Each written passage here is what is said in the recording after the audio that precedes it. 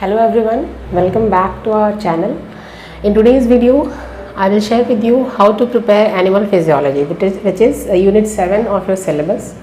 आज की वीडियो में हम लोग बात करेंगे एनिमल फिजियोलॉजी के बारे में कि एनिमल फिजियोलॉजी को आपको कैसे तैयार करना है, ठीक है। और animal physiology is somewhat animal physiology, the best part about animal physiology is कि this unit is not very complex and also not very time कंज्यूमिंग। तो अगर आप इसको अच्छे से प्रिपेयर करें तो it can be very scoring.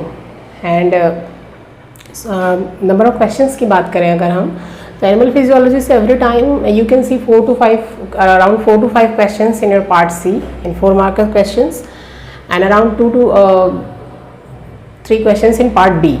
तो animal physiology is also very scoring subject for your exam, तो इसको आप अच्छे से तैयार करिए। And I have discussed already ki which books to refer for animal physiology. You can see that in our previous videos. So let us see ki which topics you should prepare for in animal physiology. The first topic is blood. तो blood में आपको क्या क्या पढ़ना है? First of all blood पे based जो basic concepts है, what are the different components of blood, what is blood plasma, what are blood cells, then blood cells के क्या फंक्शंस हैं, ब्लड प्लाज्मा का क्या फंक्शन है। क्योंकि कभी कभी ब्लड पे बेस्ड सिर्फ उसके कंपोनेंट्स पे बेस्ड ही क्वेश्चन 2 मार्कर्स में डायरेक्ट क्वेश्चन पूछे जाते हैं। तो पहले ब्लड के कंपोनेंट्स को आप पढ़ लीजिए। Then different type of blood cells कौन कौन सी हैं, red blood cells, white blood cells, platelets, ठीक है, उनको अच्छे से तैयार कीजिए। Different type of blood cells. Then आपको पढ़ना है इसमें ब्लड ग्रुप्स, और ब्लड ग्रुप्स जो है ब्लड इस टॉपिक का सबसे इम्पॉर्टेंट जो पार्ट है वो है ब्लड ग्रुप्स। तो ब्लड ग्रुप्स के कॉन्सेप्ट को आपको अच्छे से समझना है। और ब्लड ग्रुप्स पे बेस्ड क्वेश्चंस आपको सिर्फ ये नहीं पढ़ना है कि A blood group, B blood group क्या होता है, कौन से एंटीजेंस होते हैं, कौन सी एंटीबॉडीज़ होती हैं। थोड़ा आपको डिटेल स्टडी करनी है ब्लड ग्रुप्स की कि कौन कौन से ग्लाइकोप्रोटीन्स होते हैं रेड ब्लड सेल्स की सरफेस पे, और कैसे ब्लड ग्रुप का डिटर्मिनेशन होता है। और ब्लड ग्रुप पे बेस्ड डायरेक्ट क्वेश्चंस भी आते हैं आपको पार्ट बी में भी और पार्ट सी में भी, एनालिटिकल क्वेश्चंस भी देखने को मिलते हैं। तो blood group is the most important part of this topic of blood. Then your next topic is cardiovascular system.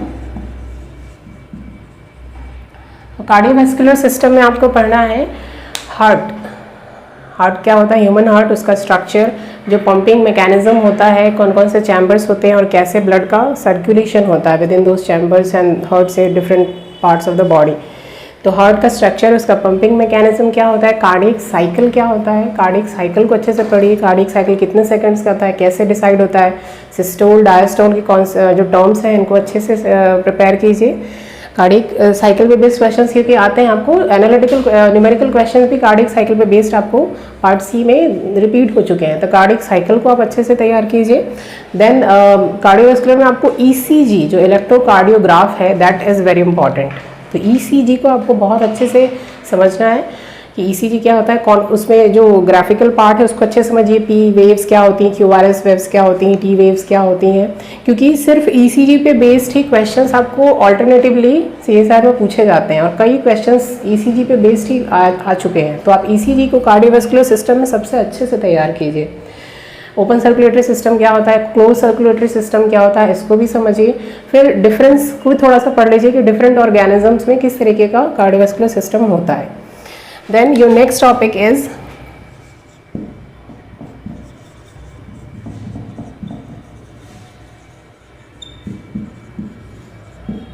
Respiratory system. तो रेस्पिरेटरी सिस्टम में पढ़ना है आपको गैसेस के बारे में, गैसेस का एक्सचेंज कैसे होता है, कार्बन डाइऑक्साइड का कैसे एक्सचेंज होता है, ट्रांसपोर्ट कैसे होता है, ऑक्सीजन का कैसे ट्रांसपोर्ट होता है। फिर जो रेस्पिरेटरी पिगमेंट्स होते हैं उसको अच्छे से पढ़िए, हीमोग्लोबिन क्या है, मायोग्लोबिन क्या है, फिर उसके भी टाइप्स कौन कौन से होते हैं। और जो मेन फोकस होगा वो होगा आपका ट्रांसपोर्ट पे। तो ट्रांसपोर्ट में ऑक्सीजन का ट्रांसपोर्ट कैसे होता है, कार्बन डाइऑक्साइड का कैसे होता है, उसमें जो टर्म्स हैं कुछ स्पेसिफिक, जैसे क्लोराइड शिफ्ट क्या है, बोहर्स इफेक्ट क्या है, इन सबको अच्छे से पढ़िए। क्लोराइड शिफ्ट पे बेस्ड क्वेश्चंस कई बार आते हैं पार्ट सी में। इसके अलावा जो ऑक्सीजन ट्रांसपोर्ट है उसमें आपको ऑक्सीजन हीमोग्लोबिन डिसोसिएशन कर्व को अच्छे से पढ़ना है कि वो कर्व क्या होता है, कैसे उस कर्व को कौन कौन से फैक्टर्स अफेक्ट करते हैं, जैसे पीएच, टेम्परेचर, ये फैक्टर्स कर्व को लेफ्ट शिफ्ट करते हैं या राइट शिफ्ट करते हैं। इस पे बेस्ड क्वेश्चन ही कई बार आपको सीएसआर में देखने को मिलते हैं। तो इन सब चीज़ों को आपको अच्छे से पढ़ना है रेस्पिरेटरी सिस्टम में। Then your next topic is nervous system. तो next topic is nervous system. तो नर्वस सिस्टम में सबसे पहले आपको पढ़ना है कि न्यूरॉन्स का structure, then what are different types of neuron, unipolar, bipolar, multipolar, इनके बारे में पढ़िए। ग्लाया सेल्स क्या होती हैं, ग्लाया सेल्स पे बेस्ड क्वेश्चंस आपको पार्ट बी में देखने को मिलते हैं। तो what are the different types of glia cells, उनका क्या रोल होता है, उसको अच्छे से पढ़िए। देन द नर्वस सिस्टम में जो आपको nervous system is very important, इस पे बेस्ड क्वेश्चन आपको कई बार देखने को मिलते हैं पार्ट सी में।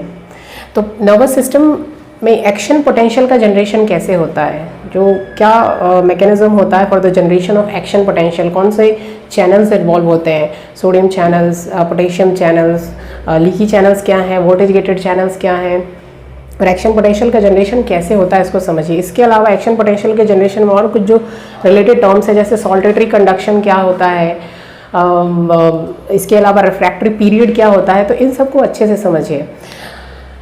एंटीड्रोमिक और ऑर्थोड्रोमिक कंडक्शन कैसे होता है, तो नर्वस सिस्टम में आपको ये सब पढ़ना है। इसके अलावा डिफरेंट जो टाइप्स हैं सेंट्रल और पेरिफेरल, उसमें क्या डिफरेंस होता है, सिंपैथेटिक और पैरासिम्पैथेटिक नर्वस सिस्टम क्या होता है, उसको आपको अच्छे से समझना है। That is all about nervous system. इसके अलावा एक और चीज़, नर्वस सिस्टम में आपको ब्रेन और ब्रेन का स्ट्रक्चर क्या है, कौन कौन से डिफरेंट पार्ट्स होते हैं, fore brain, mid brain, hind brain, क्या रोल होता है उनका, इसको भी थोड़ा सा ब्रेन का स्ट्रक्चर एंड फंक्शन भी थोड़ा सा आपको पढ़ना होगा। योर नेक्स्ट टॉपिक इज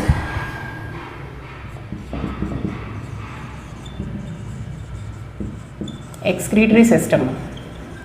तो एक्सक्रीटरी सिस्टम में पहले तो आपको नेफ्रॉन्स का स्ट्रक्चर पढ़ना है कि what is the structure of nephron, और उसके अलावा आपको फिल्ट्रेशन मैकेनिज्म क्या होती है, यूरिन फॉर्मेशन क्या होता है, और यूरिन फॉर्मेशन और फिल्ट्रेशन में जो नेफ्रॉन के डिफरेंट पार्ट्स हैं, पीसीटी, डीसीटी, ल्यूपोफेनल, कलेक्टिंग डक्ट, उनका क्या रोल होता है, क्योंकि पार्ट सी में इस पे बेस्ड क्वेश्चन कई बार पूछे जाते हैं। तो यूरिन फॉर्मेशन वाला पार्ट आप अच्छे से करिए। What are the different type of nephrons, जैसे कॉर्टिकल नेफ्रॉन्स क्या होते हैं, जुक्स्टामेडुलरी नेफ्रॉन्स क्या होते हैं, इनको आप अच्छे से समझिए।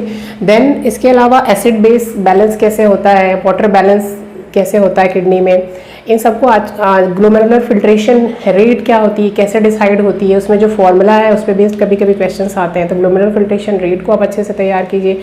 नेट फिल्ट्रेशन प्रेशर क्या होता है, तो ये सब आपको एक्सक्रीटरी सिस्टम में पढ़ना। इसके अलावा जो डिफरेंट ऑर्गेनिजम्स में एक्सक्रीशन के क्या क्या किन ऑर्गन्स के थ्रू एक्सक्रीशन होता है, जैसे कि आपको फिश में कैसे होता है, एम्फीबियंस में कैसे होता है, रेप्टाइल्स में कैसे होता है, और वाटर कंजर्वेशन के लिए इन अलग अलग ऑर्गेनिजम्स में क्या कंजर्वेटरी ऑर्गन्स होते हैं, कि वाटर कंजर्वेशन कैसे होता है इन ऑर्गेनिजम्स में।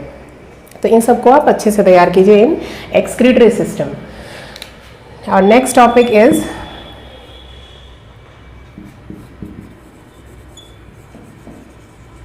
Endocrine system. तो endocrine system is also very important. Endocrine system पे बेस्ड आपको डायरेक्ट क्वेश्चंस भी आते हैं पार्ट बी एंड सी में, और एनालिटिकल क्वेश्चंस भी आपको देखने को मिलते हैं। तो एंडोक्राइन सिस्टम में आपको सारी ग्लैंड्स पढ़नी है, कौन कौन सी ग्लैंड्स है, pituitary gland, thyroid gland, adrenal gland, parathyroid gland, ये सारी ग्लैंड्स पढ़ना है आपको। उन ग्लैंड से रिलीज होने वाले हॉर्मोन्स, उनका केमिकल नेचर क्या होता है, देन उसका साइट ऑफ सिंथेसिस, कहाँ पे सिंथेसिस होता है, कौन से सेल से रिलीज होते हैं, मैकेनिज्म ऑफ एक्शन क्या होता है। तो इंडिविजुअली आपको सभी ग्लैंड्स और उससे होने वाले, और दिस टॉपिक इज ये थोड़ा सा लेंदी है, ये थोड़ा सा आपका टाइम ले सकता है, उसको अच्छे से तैयार कीजिए क्योंकि ये स्कोरिंग है। एंडोक्राइन सिस्टम पे बेस्ड आपको क्वेश्चंस ऑल्टरनेटिवली देखने को मिलते हैं CSI नेट में। तो एंडोक्राइन सिस्टम में सभी ग्लैंड्स को तैयार कीजिए, उससे रिलीज होने वाले हार्मोन्स कौन कौन से हैं, कैसे उनका मैकेनिज्म ऑफ एक्शन होता है, और कुछ स्पेसिफिक एरिया से भी क्वेश्चंस आते हैं। जैसे कि एक क्वेश्चंस आपके डायरेक्ट आएंगे, जैसे कि दिस इज पर्टिकुलर हार्मोन और ये कहाँ से रिलीज होता है, उसका साइट ऑफ एक्शन क्या है। तो डायरेक्ट क्वेश्चंस और एनालिटिकल क्वेश्चंस भी इसमें देखने को मिलते हैं। स्पेशली अब डायबिटीज़ वाला जो पार्ट है, डायबिटीज़ बेस्ड कई बार क्वेश्चंस आते हैं। तो डायबिटीज़ मेलिटस क्या है, टाइप 1 क्या होता है, टाइप 2 क्या होता है, डायबिटीज़ इंसिपिडस क्या होता है, देन डायबिटीज़ इंसिपिडस में भी ADH का क्या रोल है, उस पर बेस्ड क्वेश्चंस आते हैं। तो इन सबको आप अच्छे से तैयार कीजिए।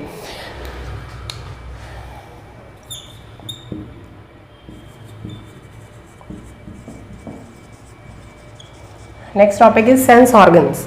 तो सेंस ऑर्गन्स से ये ज़्यादा बड़ा टॉपिक नहीं है, और इसमें भी सेंस ऑर्गन्स में आपको सिर्फ ईयर्स पे बेस्ड क्वेश्चन देखने को मिलते हैं। तो आप सेंस ऑर्गन्स में ईयर्स को बस तैयार कीजिए, आइज़ को भी थोड़ा सा आप देख सकते हैं, लेकिन मेनली क्वेश्चंस ईयर्स पे बेस्ड होते हैं। तो इसलिए आप सेंस ऑर्गन में ईयर्स और थोड़ा सा आइज़ के बारे में पढ़ लीजिए। तो these are the most important topics in animal physiology. इन टॉपिक्स को आपको तैयार करना है अच्छे से, और इसमें भी आपको एक प्रीवियस ईयर क्वेश्चंस पेपर को आप लेके बैठिए जब भी आप पढ़ाई करें, तो किस टॉपिक से किस टाइप के क्वेश्चंस आते हैं उसको देखिए, और उसके बाद आप अपनी प्रिपरेशन कीजिए। तो in today's video we discussed कि which topics to prepare in unit 7 and animal physiology. Thanks for watching this video. Please subscribe to our channel for the regular updates. All the best for your exam.